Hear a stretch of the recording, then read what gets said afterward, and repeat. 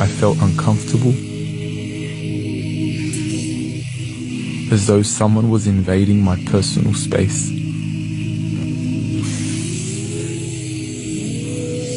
Always we go right side to left. I wanted to escape, but I couldn't.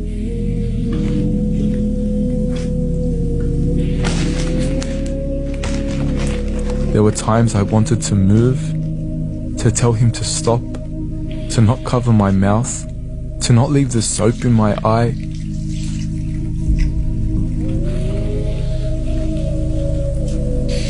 But I let it be. After all, the dead cannot speak. You can see this is the kampur here. It's got a very unique smell to it. It's called the smell of death. For in that moment, I was just a body, to be washed, shrouded, and buried. A journey every human being will be taken through.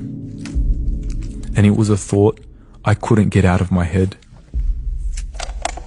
كلا إذا بلغت التراقي وقيل من راق وظن أنه الفراق والتفت الساق بالساق إلى ربك يومئذ المساق.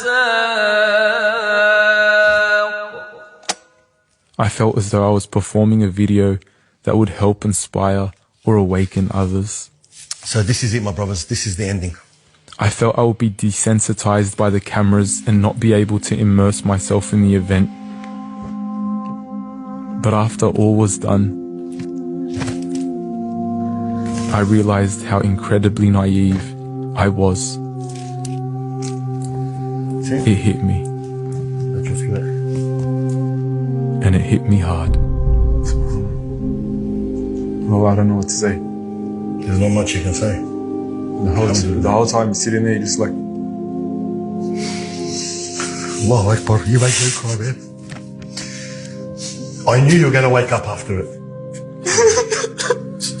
Alhamdulillah.